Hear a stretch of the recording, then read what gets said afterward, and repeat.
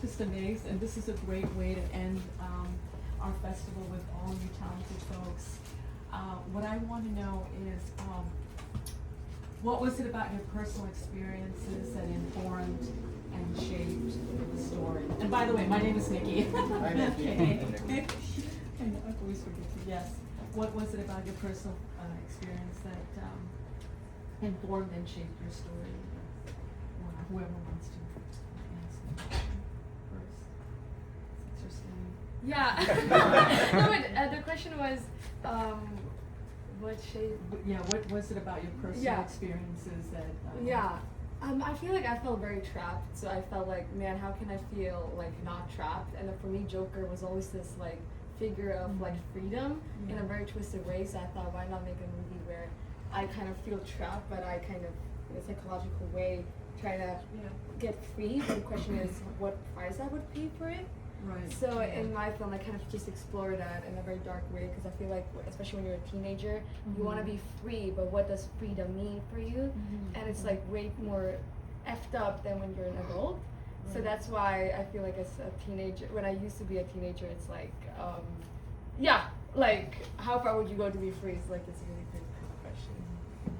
Mention the name of your film. The magic trick. I did the magic trick. And you look like a musician right now too, so you're gonna start to Unfortunately, I have no bunnies underneath, but yeah. Yes. Yeah. What would you say? Hello everyone. Hi. My name is Maxim Smirnov. I'm a documentary filmmaker. And The name of your film? my film Matryoshka, Russian doll. Yeah. And it was first part of my performance, second part now. Because in the first part, I want find answer how 500,000 Russian husbands, Russian fathers go to door, and so and why it was so easy, and I found answer in this our genetic code, cause is a symbol of Russia, and is this husband is absent, is this family, you know. And second part, I want to ask you, help me find a father of this doll. What father will be? It's maybe it's a big part father or small or yes. And after this screen, I'll be here all day, and maybe you help me find a father of this here. Yes. Yes. From Russia, or did you shoot that? It's beautiful. Yeah, it's a second story. It's a long story, so and It's beautiful stuff. Okay. My name's Tim Norman. I was the cinematographer of Scallop Season, and the filmmaker couldn't be here, so I'm sort of just representing the film for him. He wrote it sort of as a vehicle for his son Oliver, and they wrote it together, and I went to sort of help them shoot it. Yeah. I wonder if they were here, would ask you what was it like for both of them to work together as I think, father and yeah, son. I think it was incredibly rewarding for them, and I think they were very proud of the film, and yeah, it was great to be part of it and to be able to help them. Thank you. Yeah, so I'm Sophia Terranova. I wrote and directed Shadows. It was my first film, so I wanted to kind of introduce myself as a filmmaker with the films that inspired me. So like I grew up really obsessed with like Spielberg, Lucas, those kind of films, and I wanted to pay homage to that, and introducing myself as a filmmaker.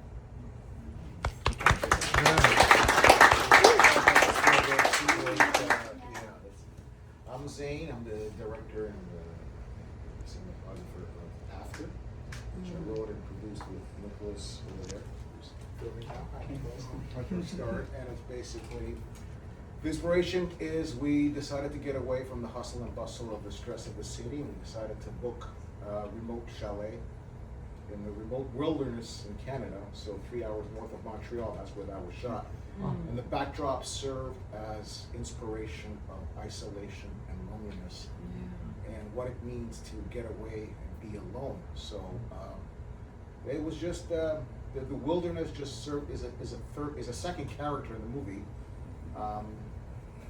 And people who have seen it, some of the comments we received was very disturbing, because I think people relate to the eventual isolation they would face in their life. So they see this character alone whistling "Happy Birthday" to you, right? Who's he whistling to? Is he whistling to himself, to a long lost love, his family? So the personal experience is basically the isolation that people face in their lives every day. That's it.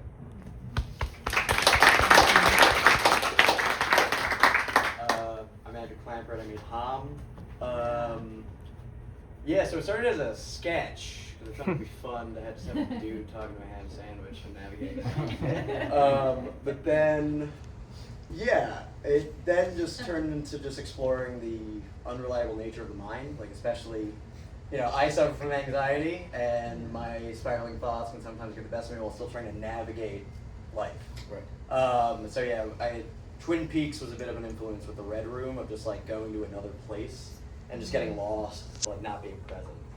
And then just like what is real. So I thought that was, yeah, I thought that would be fun to explore, just unreliable nature of mind.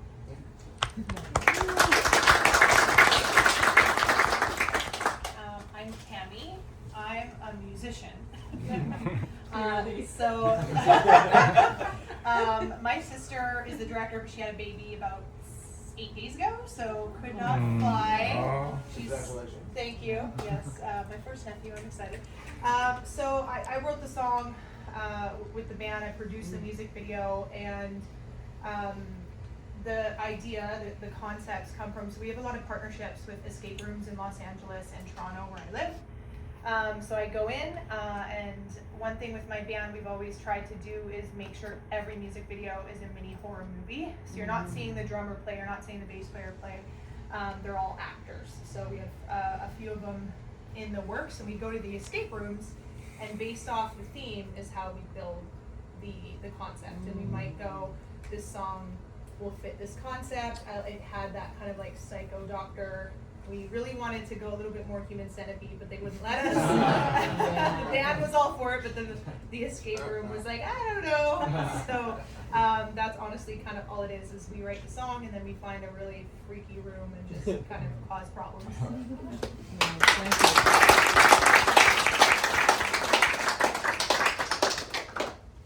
What was the most difficult shot to pull off?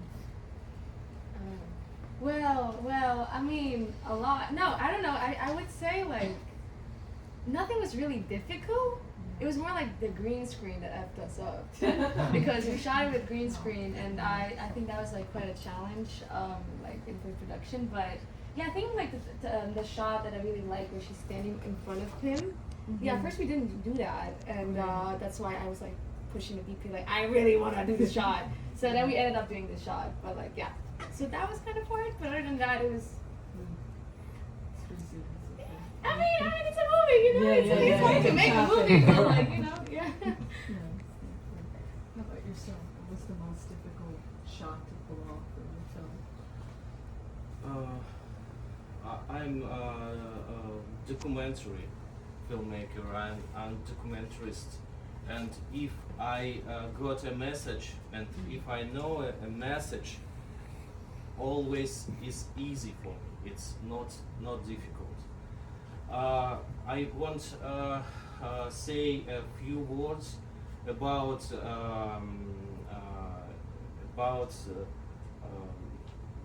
material. You must see it's a 35 millimeters camera, and my teacher and my older friends died, and his wife found this material in his home. And I asked her, give me this, and So it's once again I want to answer for your question. If you have idea, if you have a message, absolutely nothing is difficult. It's God's or maybe highest power, or you call this how you want, help you. And my wife sing a song. And, Oh, cool. Make good use of the footage. Good for you. Great for the That's memory. God. Yes. For me. Terrific. So it was very sort of small production, much Yeah. smaller, frankly, than I'm used to. Yeah. It was a crew of just like 3 of us, you know. So it was incredibly rewarding to sort of, I don't know, in bigger productions it becomes all about the politics and there's studios involved, and this was all about just getting the best image we could on the screen. So that was very, you know, rewarding, sort of back to roots kind of experience for me, and yeah, proud of it. Well, I was blessed with a very good cinematographer who is right over here, Jeff. Who like, Where's that? Who's yeah. that? Who's that? Oh, Sorry, but no, I mean, I like a lot of, I guess the learning curves were dealing with like the monster in the caves and stuff, and we had just like a very yes mentality the whole time. So yeah, I would say maybe that was the biggest, like figuring out how to show just enough of him to not expose our like, you know, $2,000 budget monster. But yeah, if you look hard enough, you can see Air Forces and other shots. Did a good job hiding that. Well, for me, it's always the difficult shots are the ones you can't control because it's all natural. You have no control lighting. It's the opening shots on the boat, on the little dinghy boat that was rowing, and everything had to be symmetrical. Like the oars had to be symmetrical. We didn't want any things in the background, so the boat kept spinning. So we had to wait until it just spun around. Poor Nick was like, you know, rowing to get it done, and after he was just tired. But that's it. Just when you don't have any control and you're relying on nature, like a lake, that's one of the most difficult shots. The rest were pretty easy. They're static. They're framed, but yeah, that's it. Anytime there's no control in the environment, is a difficult shot. When you're waiting for symmetry and then nature keeps you in chaos. So that's it. So we had to come up with a new ending because we couldn't get the original one to work because we couldn't get a shadow to function. So like, I guess intellectually, trying to come up with a new ending, that was tough. But our director of photography and I just kind of went back and forth. Figured it out. But I think probably our last little mind shot, that was like a 4-minute take? Yeah, 4 or 5 minute take. And we did 4 of those. It was very late. So yeah, How late? it was like 3 a.m. So we were all just kind of delusional, which then ended up helping that last take a lot. So yeah, I'd say probably that one, just because the sheer delusion and just like all the blocking that we had in it. Yeah, it was a lot. And for you, maybe different, right? Because you know, the question, right? Because you're not a cinematographer, right? Not the director. But no, you can tell I mean, us. You could face any challenge. Oh God, yeah. So I mean, escape rooms are small. So we had 2 videographers and a lighting tech in that space with us. So and we had 2 hours to make it. So we shot 3 music videos in one day in 3 different rooms. look at So that. we were Wow. exhausted. The worst shot actually, because my sister and I went through the editing process together, was the waterboarding, because we actually did it. We waterboarded our guitarist as well as filmmakers. So we had to like really make sure we had like, and we had to do it really slow so she could get the water droplets to match the drums. So we waterboarded him for a while, and then she sped it up. So it was like safety, having to figure out, okay, because they're tied up. So we're like, when we stop? When's yeah. So that was probably the hardest. Yeah. He's still alive. So sorry, I found an answer about difficult, and I want to your time 2 minutes. The more difficult was come through US abroad in JFK. Yeah. And I want it's a serious.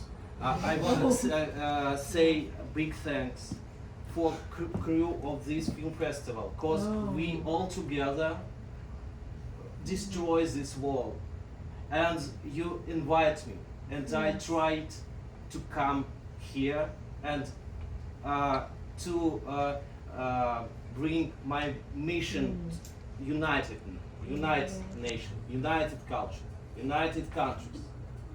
And it was difficult, but we do it. God bless Bravo. you.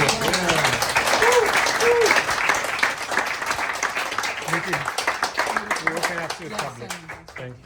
So I'd like to open it up to the audience for any questions you may have, these talented filmmakers. Come on, guys. Don't be shy. Yeah, don't be shy. There you go, buddy. On scallop season, what was your name, sir? Tim. Tim. How did you get the shot where they're all collecting scallops in the water? They hired an underwater camera person and we shot underwater. Underwater housings and yeah. Did you use like lighting above the water, or No, was that that was just all the natural. sunlight?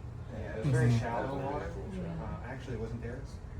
They did that with another sort of second unit when I had to leave, but there was a local boat owner who also had some underwater photography experience and did that with TNFF, but it was all just natural light. And part of the reason the water was so shallow, so it penetrated. Good effect, yeah. Yes. Go ahead, madam. You say your crew were only 3 people? Team? Yeah, You say we- your crew were only 3 people, you and the Yes, director? I had a camera assistant and one, 2 sort of technicians. Mm. Yeah. Very effective. Oh, thank There was somebody else there, I right? was Yeah. gonna ask if you guys hate your guitars.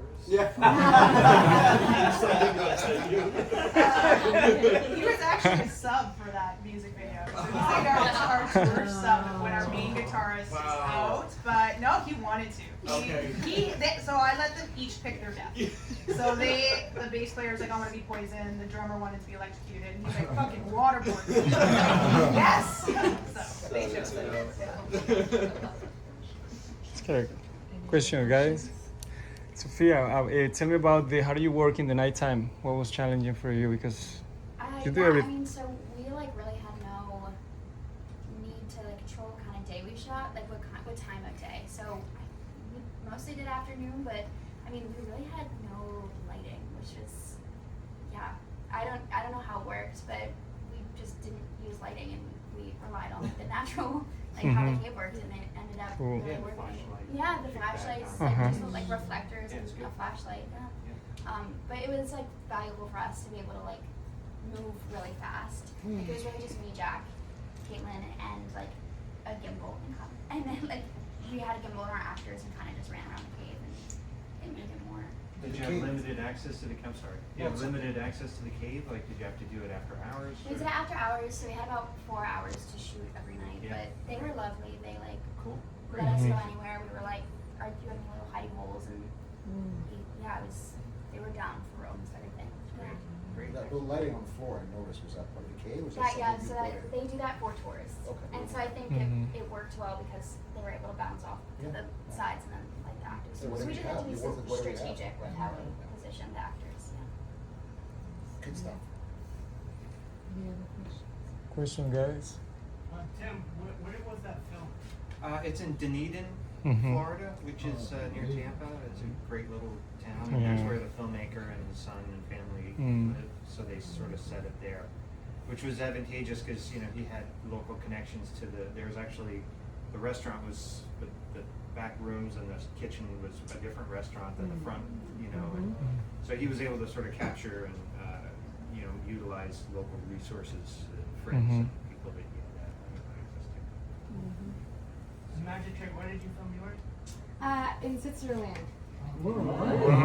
Yeah, so we shot it, like, I'm from Switzerland, I just flew in on Wednesday. But yeah, we tried to make it look like it's not Switzerland. I don't know, did it work? And when you get an Airbnb, like try to get the insurance because we almost burnt the house down. We rented the cottage and there was a scene at the barbecue. So we were just gonna make some dinner. We got some local steaks from the butcher and I said, let's just put them on and let's shoot the scene for 5 minutes and we'll come back and we'll flip them. So we're by the lake and I look back and there's these flames coming out of the barbecue. So we run and I'm running with the camera. I don't know why I took the camera with me because the camera was safe. So always be careful and always get the extra insurance because you never know if you're gonna burn your set down. It's good steak. It was like charred. It was really good that night. Yeah. I have a question here. For after, did you really have the fire in the boat? In the boat? No, we didn't have a fire in the boat. I feel like there was a scene where he was in the boat and like a fire. It's in the living room. There's a fire oven. Yeah, it's in the living room. It's in the living room. Yeah. I mean, that would have been challenging. That would have been the most difficult challenge. Yeah. One more question. Yeah, go ahead. You said at a certain point it started as a sketch. Yeah. What was the point at which it changed into like more of like surrealist tone? So it was already surreal. It was just one scene. And then when I was getting feedback from our cam operator over there, actually, James. James is sleeping. He was like, why don't you explore more of the fact that they're preparing for a theater? So then I ended up, a couple of weeks later, just having 2 more scenes. And I was like, okay, we're now actually getting more into this kind of Red Room influenced mind area. Yeah. One question or we drop it? Well, I want to know, like, if you were to, think of one word that you want your audience to leave with about your film, what would that one word or the heartbeat of the film be? Do I have to start? Okay. We can think about the answers. You're first, though. Yeah. I feel like the word would be freedom. Freedom. Okay. I mean, freedom. Like, what does freedom mean for you? And is it actually freedom, or do you think it is freedom? Save your family food and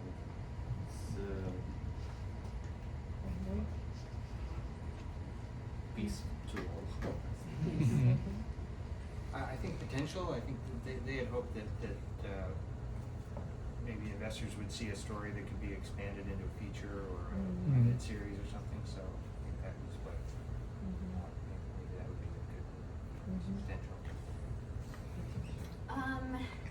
Maybe like resource. Like I think a lot of filmmakers, especially young filmmakers, feel like a script is too hard to make, and so they don't go all the way with their ambition with it. And I think like using your resources to make like what you need to happen is what I felt like we were successful with. So. Well, for me, it's always back to Maxime, always believe in the higher power and God to guide you.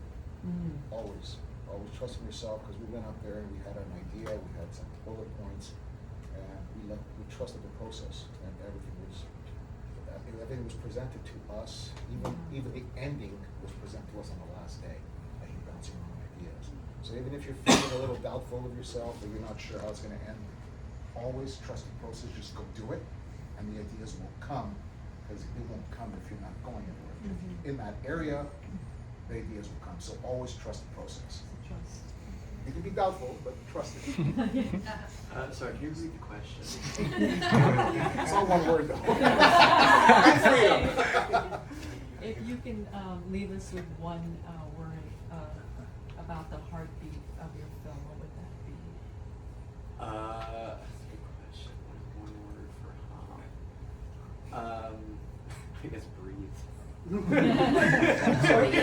Yeah, breathe. Take a step back. Get your mind to settle. Yeah, that's for sure.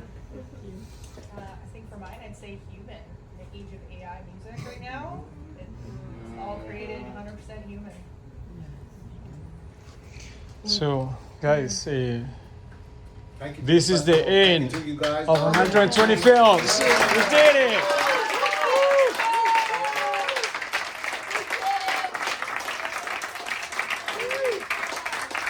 JD, thank you.